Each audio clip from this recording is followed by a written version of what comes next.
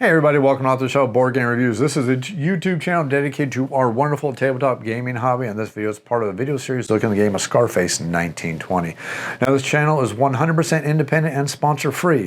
If you like independent content, like and subscribe, or, keep on watching the sponsored people who force you to watch commercials. It really truly is up to you and your decisions.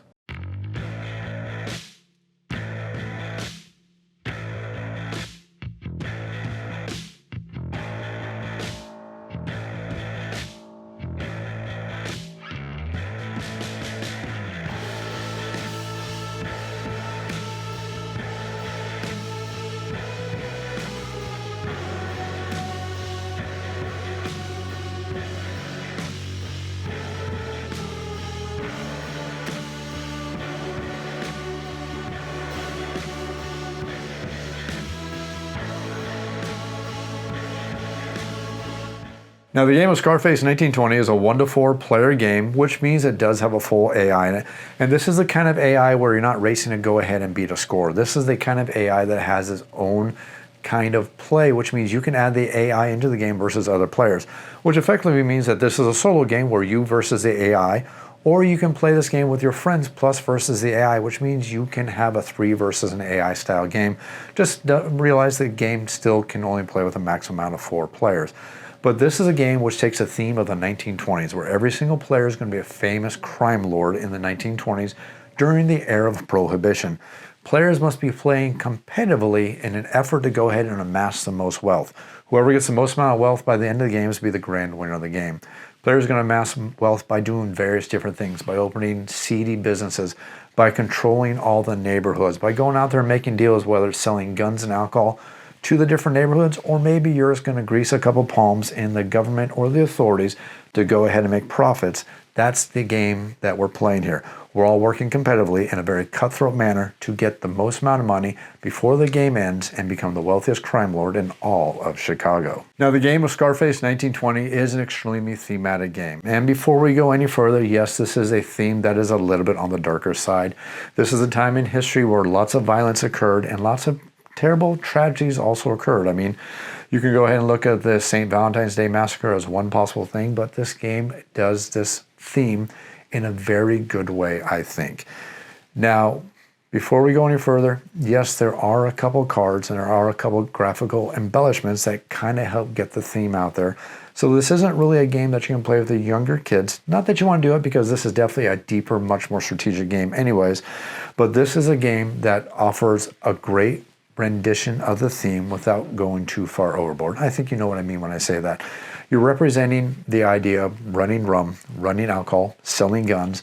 You're dealing with corruption. You're dealing with various different things, things such as brothel owners, dominatrixes, other different things, and a little bit of violence and a little bit of violent themes. But this game, I think, has done this in a very, very strong, very, very good way. Because this is one of those themes that kind of needs a little bit of its darker side to get the theme across. You can have a game that can be a cube pusher, all about farming animals and raising your crops, or you can have games that have a little bit more of a mature theme. And this game has done that in a very, very good way, in my opinion. They have included everything that I feel kind of gets the theme of the game out there without being too dark, but also creating a game that offers a lot of phenomenal replay variety, a lot of phenomenal gameplay mechanics, and it marries mechanics we've seen before in a way that is offering other very intriguing decisions, intriguing choices, and very intriguing strategies. Now, if you watch my gameplay video, I intentionally play 2 completely different strategies just in an effort to show you how this game offers multiple different strategies, and it's not one of those games where it's a race to get your engine going, start watching you roll in the points, or in this case the money, and go ahead and win the game. This is very much a game that forces player interaction, a game that forces player agency, and a game where you have very direct interaction with the other players. You can interact with how they're doing their strategies, interact with how they're gaining their victory points, and you can even take them down a little bit, but you have to play a game that is not a game about an engine building race to get to the end. This is definitely not one of those games. This is very much a game that's very much about interacting with the other players, watching the other players' strategies, doing your best to minimize their strategies while in effort to increase your own strategies, while also realizing that this is a game that is a much more deeper, robust game that is not a hand-holding game. What do I mean by that? Well, there's many designers out there such as Stonemaier Games. I don't mean to throw them under the bus, but I think this is going to be a good reference. A lot of games that he puts out there are enjoyable, but they're games that have a little bit of a hand-holding mechanism. They're the kind of games where you can lay in front of a player who hasn't really played anything beyond Monopoly and say, here's some simple mechanics, here's some simple choices. Basically, everything you're going to do is probably going to help you get some victory points. Just do some on your turn and have fun with it. This is not one of those games. This is a game where you're thinking constantly a couple turns in advance. This is a game where you're constantly making plans a few turns in advance. This is a game where you need to be watching what the other players are doing and try to minimize their interactions so they don't score a lot of victory points. This is also a game that's not afraid to make you play dumb. I actually do one of my playthrough video. This is a game that will let you make bad choices and then you're stuck with them. If you make bad choices, it's possible to look at your hand and cards and look at your thugs and look at everything that's available to you and go, oh yeah, I did something dumb. I'm going to throw these cards down and hope for a refresh phase because that's the only way I'm going to get any of my thugs back to do anything. So this is a game that I'm going to say is a much more evolved game for much more robust game players. If you're a gamer who likes Vital Lacerda game, if you're a gamer who likes games such as Mage Knight, if you like games such as Through the Ages, if you like games that are like that, you're going to enjoy this game. If you like games that allow you to play a little bit fast and loose, games that allow you to make mistakes, games that allow you to hold your hand when you make those mistakes and say, hey, it's okay, you can still do something on your turn, things aren't that terrible, this is not the game for you. Not only do you have a much more mature theme here, you have a game that makes you play smart. Now, I want to be extremely clear when I say the game will let you play bad and not hold your hand. I'm basically talking about the same style of absolutely fantastic games like Terra Mystica, where if you're not paying attention, if you're not planning, if you're not thinking pretty much 2 moves ahead, you will end up watching everyone else start amassing massive amounts of points, where you're basically hanging your head in shame because you realize that your engine is completely broken. I love Terra Mystica, and I know I'm not unique in this aspect because it's an absolutely fantastic game that belongs on top 100 board games of all time, but you have to remember the first time you played Terra Mystica and remember how much it felt to play bad. You thought you were doing good, you did a move, and then realized that, oh wait, I didn't math out my moves a couple moves in advance, and now my engine is basically not going to work anymore. Scarface 1920 is a game that does operate like this. I love this mechanic. This makes it a game that you can absolutely grow with. It's not a game that's going to hold your hand, but it's also a game that is going to reward you if you're willing to learn it. You will play better, you will get better, and this is a game that you're going to learn the moves, learn the abilities, learn the skills, and improve your gameplay the longer you play the game. This is what, in my mind, makes a game fantastic. A game that's going to continue to grow with you versus a game that's one and done and you're not going to care about ever bring back onto the table again. Scarface 1920 is definitely a game that you will continue to get better at. I remember the first time I played the game, everybody at the table, I think the very first 4-player game I saw, the highest winning score was 99 points. The last time I played the game, the winning score was about 270 points. That just shows you how well the game can grow as you get better at it. You also have a game that has a little bit of randomness, and this little bit of randomness can creep up when you're playing the game itself. What do I mean by that? Well, this game has so much in it. This is a very robust game. There are so many things in this game that you will not see through multiple plays. And it's probably going to be a good thing because this is also one of those games that you need to play multiple times just to appreciate the underlying strategies, the underlying tactics, and appreciate how to play this game well. Trust me, the first couple times you play this game, you're going, oh my God, there's so much to do. What do I do? I'm just going to do this. And you're probably going to have one of those games like maybe you make $100 by the end of the game. By the time you play this game 4 or 5 or 6 times, you're going to start making $200 per game, $250 per game, or maybe even $300 per game. But you need to learn the intricacies, the style, the gameplay, and the mechanics, and how to plan the game out very, very well and play those strategies very well. But there's a little bit of luck and a little bit of randomness, and there's some issues in the game that may crop up occasionally as you play the game, and I want to talk about them right now. So, as I said, this game has a phenomenal amount of components that come with the game. I'm going to talk about the components in a little bit here anyways, but let's talk about the quantity, not the quality at this time. This game has a phenomenal amount of jobs that are going to make a game that's asymmetric. What do I mean by this? Well, the game comes with 4 gangs. Every one of these gangs plays asymmetrically. They all have their basic 4 powers, which are very unique to their gang, plus their own statistics based on their boss card. Additionally, these job cards are going to potentially give you also additional asymmetric powers for your gang. Look at how many of these cards are in the game. Extra replay, extra variety in the game. Additionally, you need deals from these dealers to go out there and get these resources. All these different dealers give you different amounts of resources at different times. Additionally, you're going to have all these associates which are going to give you powers which combo off each other, which can create some phenomenal combinations. Here's where I'm going with all this. It is very, very possible to get a lucky deal of a lucky associate, plus a lucky dealer, plus a lucky job, plus it can match up with your gang just perfectly that you're going to have a turn where you're going to make like a massive amount of money. Here's where we backtrack to what I said earlier in this game. It is very possible to have a fantastic turn, but if you're playing with a group of players who don't try to bring you down a peg when that happens, you're going to see a runaway leader in this game. If, and this is a big if you are used to playing with gamers who are used to looking at what's going on the table, looking at the total table space, and not be afraid to take you down a few pegs when they say, hey, you know, Bob across the table there just made 40 bucks. I know most of us on the table right now only have about 10 or $15. Bob made 40, and I'm looking at that deal he said he's going to make another 30 next turn.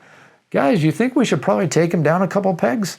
If those are the kind of players that you are used to playing with at the table, you're going to love Scarface 1920.